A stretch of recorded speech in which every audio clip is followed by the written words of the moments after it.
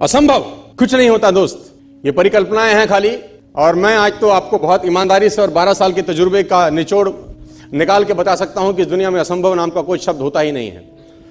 इंसान कभी भी चंद्रमा पर नहीं पहुंच सकता, पृथ्वी विज्ञान की अधिकतम सीमा है। डॉक्टर ली दी फॉरेस्ट मशहूर वैज्ञानिक हुए, बहुत बड़े साइंटिस्ट हुए। एक स्टेटमेंट इन्होंने पास किया 1955 के अंदर, 1955 ही पास द स्टेटमेंट कि इंसान कभी भी चंद्रमा पर नहीं पहुंच पाएगा। It is impossible for a human being to cross Indian globe, earth globe, और पृथ्वी विज्ञान की अधिकतम सीमा है। लेकिन किसी बहरे ने इस बात सुना नहीं और पहुंच गया एक आदमी अपना बस्ता उठा के, जिसका नाम था इन 1969। और उसके बाद तो स्पेस जर्नी ऐसी हो गई जैसे आप और मैं अभी पतिया और बैंकॉक चले जाते हैं। लॉर्ड केल्विन बहुत बड़े साइंटिस्ट हुए, उनका स्टेटमेंट आया कि सिर्फ पक्षी उड़ान भर सकते हैं, हवा से भारी मशीन का उड़ान भरना असंभव है। इट इज इम्पॉसिबल कि हवा से कुछ भी भारा हो और वो उड़ सके, क्योंकि ग्रेविटी उसको गिरा देगा। लेकिन तमाचा मारा इन लोगों ने, तमाचा मारा और लिख के दिया कि हमने साइकिल के स्पेयर पार्ट से इंसानों को पक्षी बना दिया। साइकिल के स्पेयर पार्ट से इंसानों को पक्षी बना दिया। 16 साल लगे राइट ब्रदर्स को जहाज का निर्माण करने में। लेकिन इन लोगों ने उसकी बात नहीं सुनी कि जो कहते थे कि वायु का सिद्धांत तुम्हारे विपरीत है। यह बात भंवरे को कही जाती थी कि भंवरा वायु के सिद्धांत के कारण कभी जीवन मोड़ नहीं सकता, क्योंकि उसके पंख उसके शरीर से हल्के रहते हैं। लेकिन भंवरा साला किसी स्कूल में गया नहीं आज तक। माई doctor told me I will never walk again. मेरे डॉक्टर ने मुझे कहा कि तुम कभी चल नहीं सकोगी।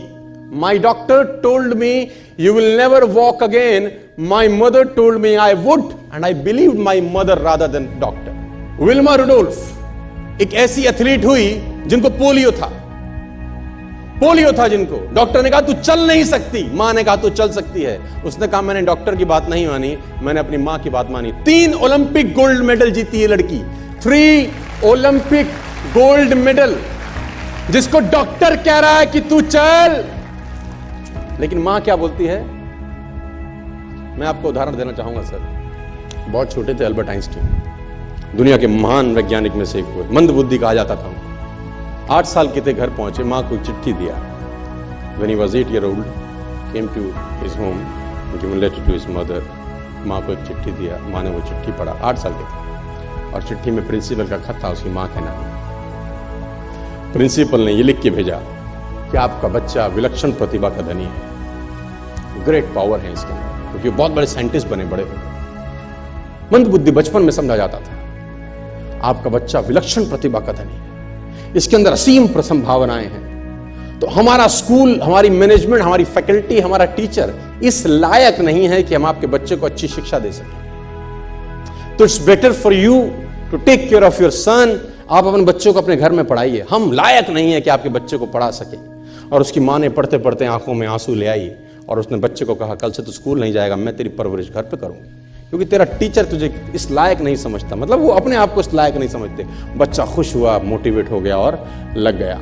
उसकी मां का निधन हो गया। वो अल्बर्ट आइंस्टीन बहुत बड़े साइंटिस्ट हो गए।